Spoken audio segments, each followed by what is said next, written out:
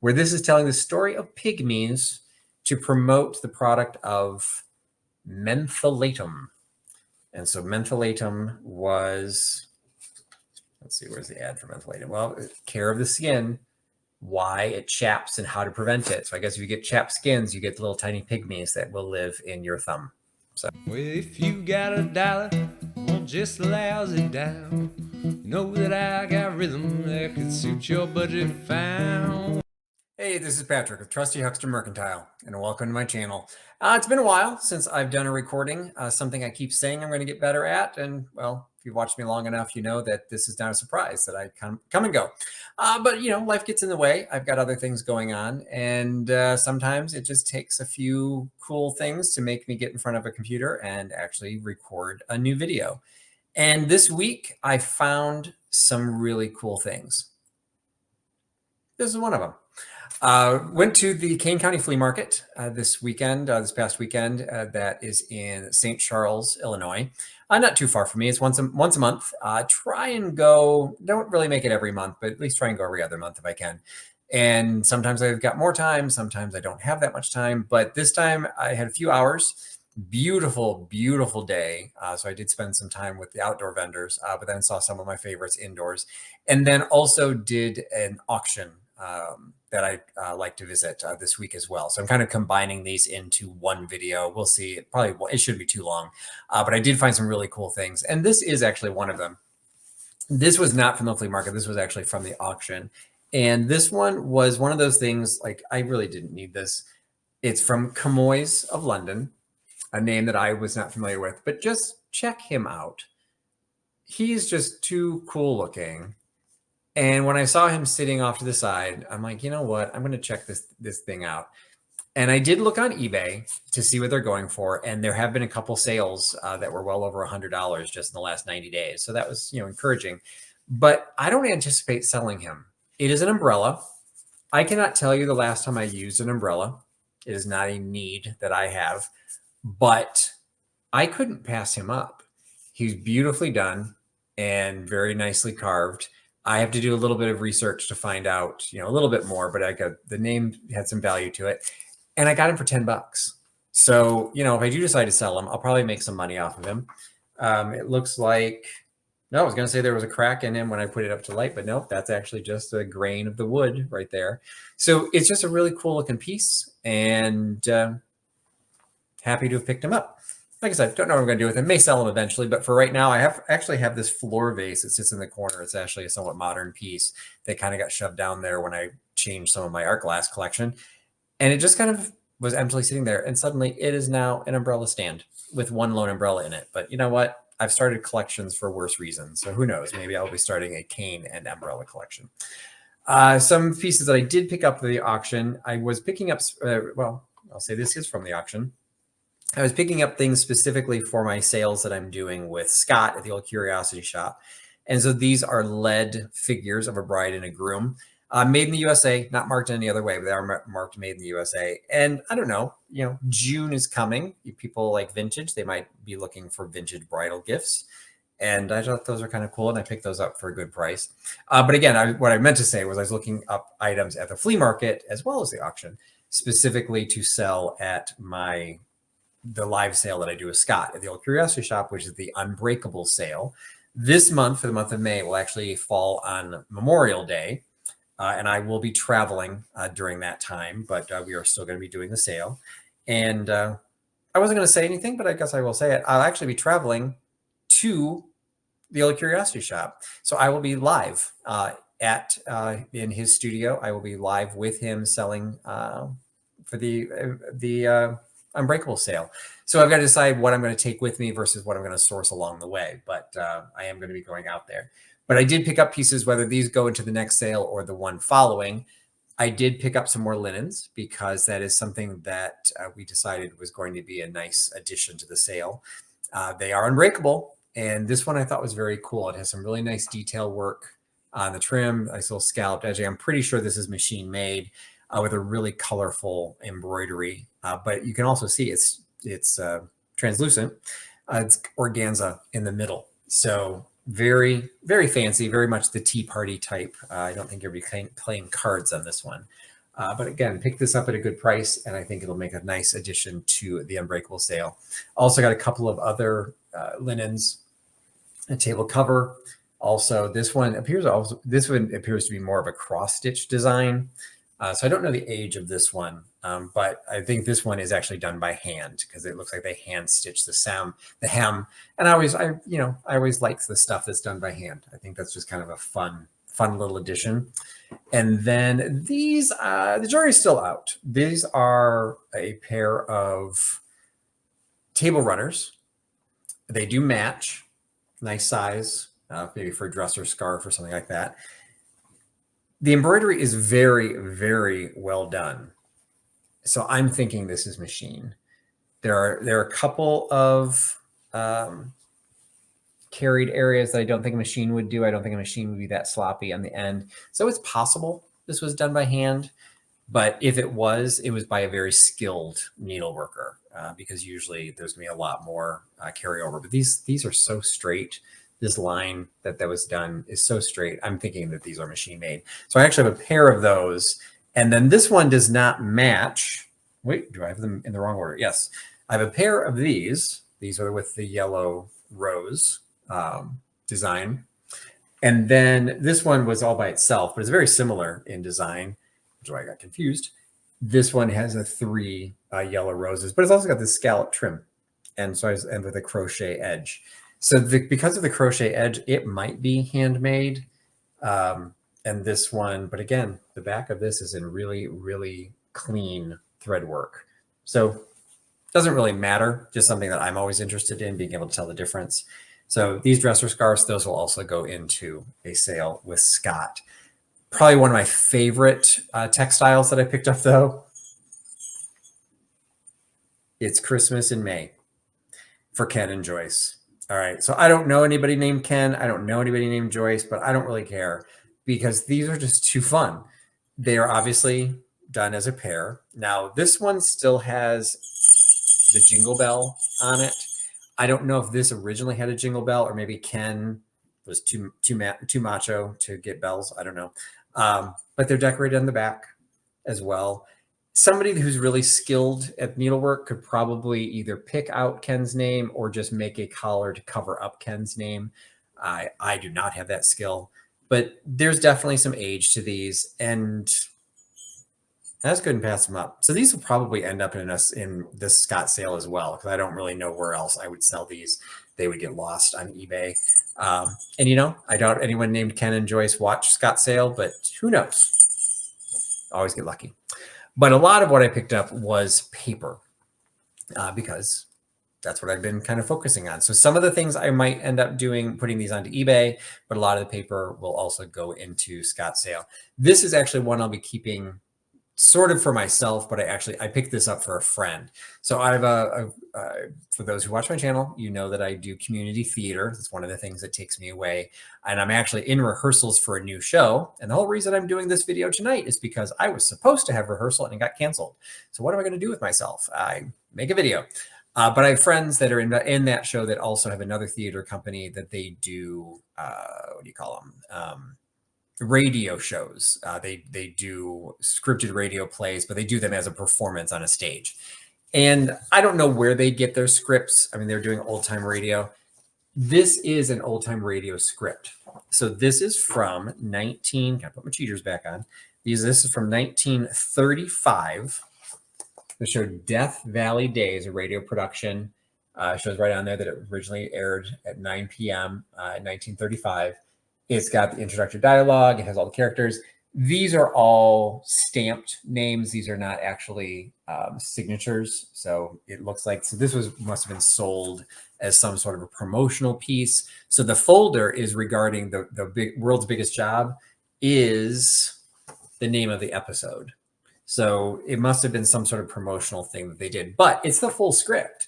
So there is the full script of the radio play in here. I don't know how you go about doing rights. I'm not sure if a 1935 radio show would be in public domain yet. I have to do a little bit of math on that one. But figured I'd offer it to them, something that they might want to perform or just something they might think is cool because they do radio shows. So I will be passing that on. I'll let you know if they like it.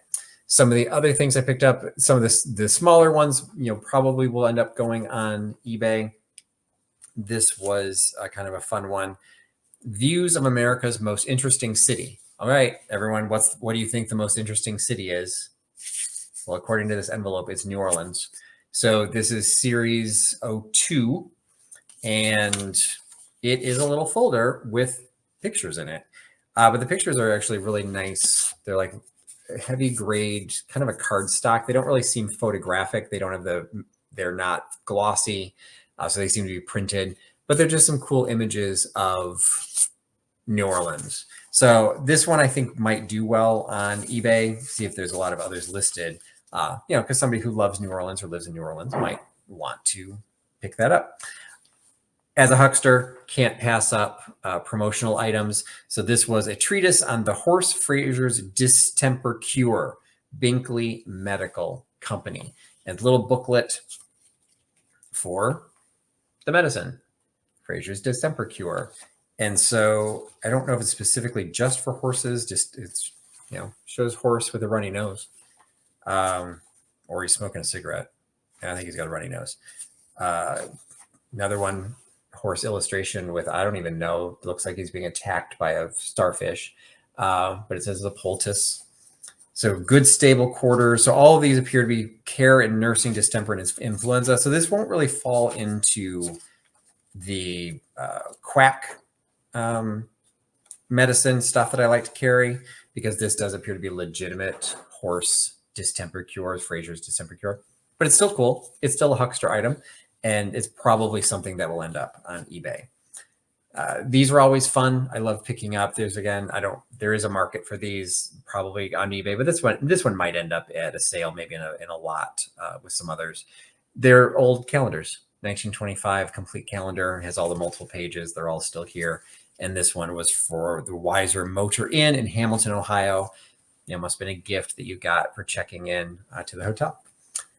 Some more sales items, a brochure, a Jell-O brochure that I had not seen before that talks about the Jell-O machine. Every 2 seconds, a package of Jell-O comes dancing out of this wonderful machine in the Jell-O factory. So where is the Jell-O factory? Leroy, New York. So this is a color brochure, actually shows the factory itself with the little striped awnings on the windows.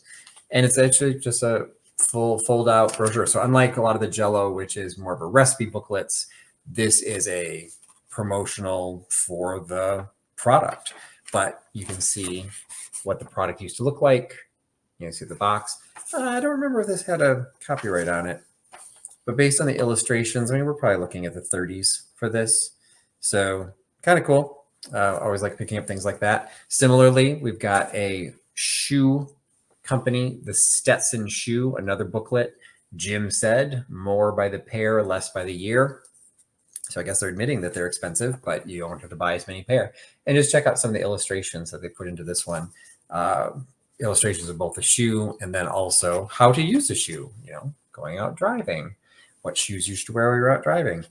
This one did have a copyright, 1913. It's their spring and summer catalog for 1913, the Book of Stetson Styles.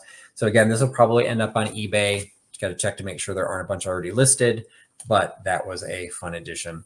This one I picked up. I'll probably end up selling this at the booth unless somebody wants to make an offer, because I specifically asked them for menus, for cruise ship menus. I wanted to add to my own collection. This was the only menu they had, and I absolutely love it. Pennsylvania Railroad, which is very collectible in and of itself. Some cool illustrations on there. But when you flip it over, you can see it's actually only half of a menu. So I don't know. It probably was folded over. My guess is that there was a flap to it, and maybe the back flap was a postcard or something, or it just was folded over and somehow got torn off. Because this is clearly something you could frame. It's very nicely laid out in the word menu. So it would have been odd that the word menu, if this were a bigger piece of paper, that it would have been here. So I have a feeling it was probably a card, but when they tore off the back of the card, it makes the menu kind of weird because it starts with vegetables and ends with desserts. There's no main courses. And I have a feeling the Pennsylvania Railroad probably actually served meals. So just a fun one, little worse for wear and some dirt, but I got it for a really good price, so I'll pass this off at a really pass this on at a really good price. Also love these little booklets. This one falls not necessarily into quack, but again into like a medicine booklet, where this is telling the story of pygmies to promote the product of mentholatum. And so mentholatum was, let's see, where's the ad for mentholatum? Well, care of the skin, why it chaps and how to prevent it. So I guess if you get chapped skins, you get the little tiny pygmies that will live in your thumb. So that's the moral of this story. Even a moderately clean skin carries millions of bacteria to the square inch. Good to know. Using this on the rub, check out the illustration, full color illustration, the sources of mentholatum, menthol, and petrol. It's not petroleum, it's petrolatum. Okay. Petrolatum from Pennsylvania oil wells. A couple of illustrations in the back. Again, nice little book. We'll see. This might end up, because it's just kind of fun, this might end up on Scott sale, but I have a feeling that might end up on eBay as well. This will probably go to Scott sale. I love to carry things that fall into the Art Deco mood. This is a graduation program from 1927. At least that's what the copyright was on the actual print of the program. So it's got the graduation gift, which was not filled in, but there are some signatures. So this was partially filled in. So if anyone knows an Alice Bronsdorf or is related to one, because I would assume Miss Bronsdorf might be dead if she was in high school in 1927. But, you know, there's some fun items in here. Graduation day, those pages are blank, but just check out the illustrations that they put into this. Again, some great illustrations from the heyday of the Deco era in 1927. So some great items for there. I had a request on the last sale to do cookbooks. And I actually have some cookbooks, but when I came across this one, I decided to pick up the favorite recipe cookbook. And this one, I think, also had an early copyright on it. I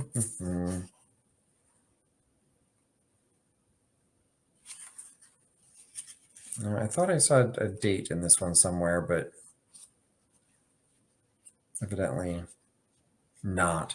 But there are some things in here, some promotional items in here, again, for some Lydia Pinkham medicine, vegetable compound, tablets, herb medicine. So this is a cookbook that kind of goes along with the idea of a quack medicine for the Lydia A. Pinkham Medicine Company of Lynn, Massachusetts.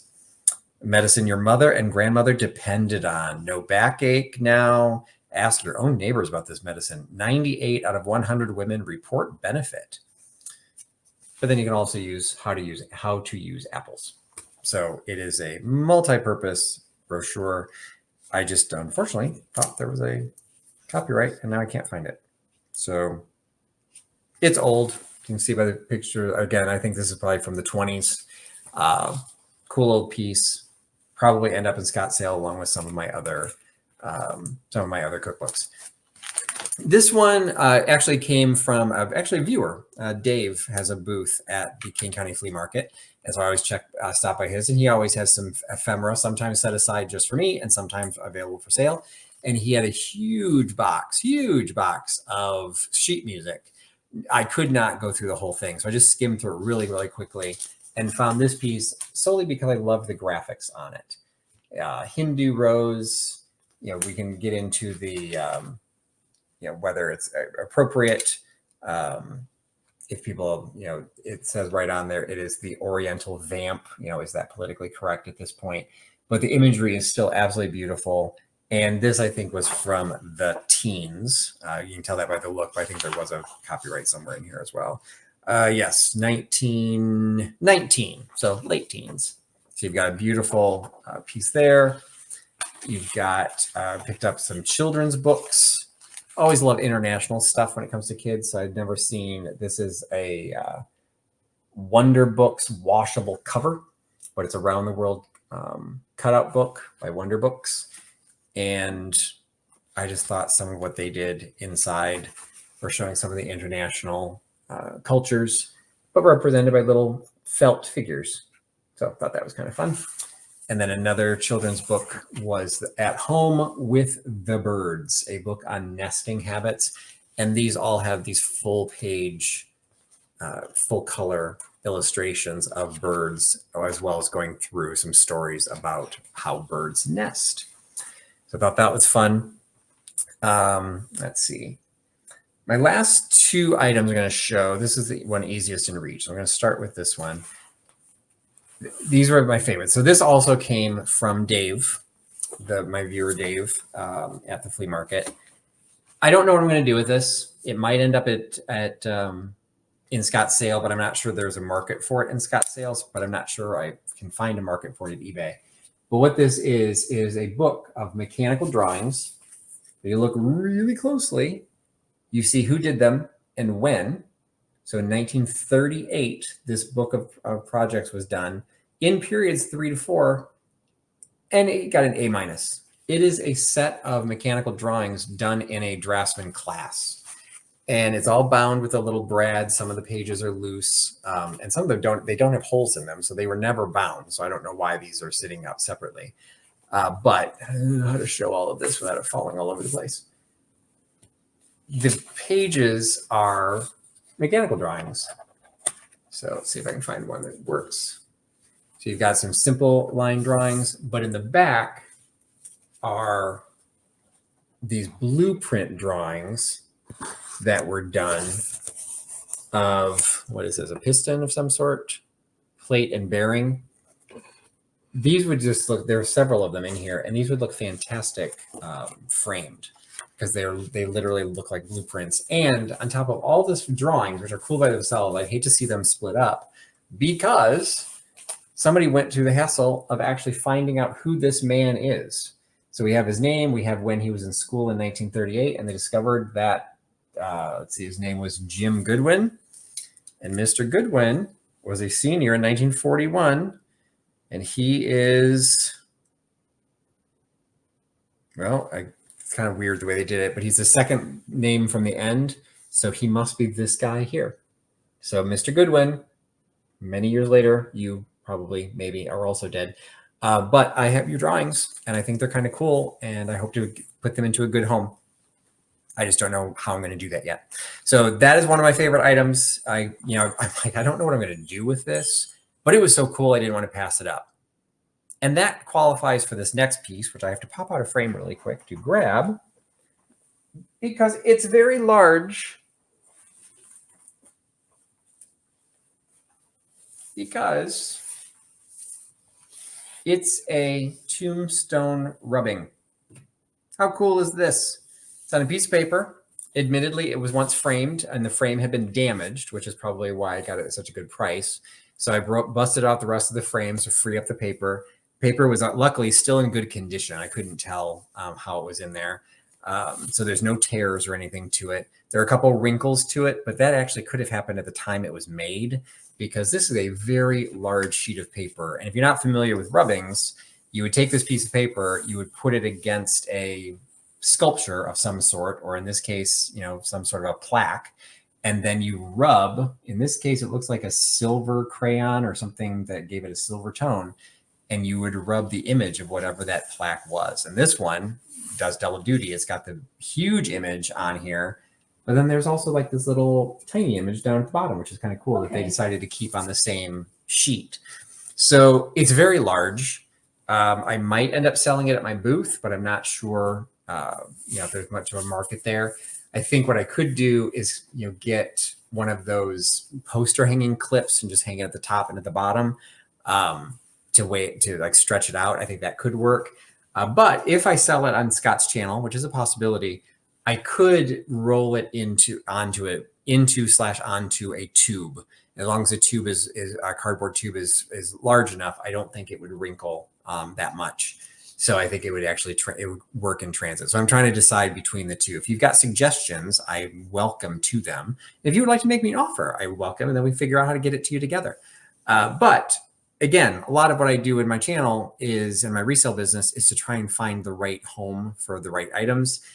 This, I was very concerned, would get destroyed because the frame itself was destroyed. And at some point, people aren't going to see value in it. and things like that get thrown away. So I did save it. It is very cool. I try to do a little bit of research on them.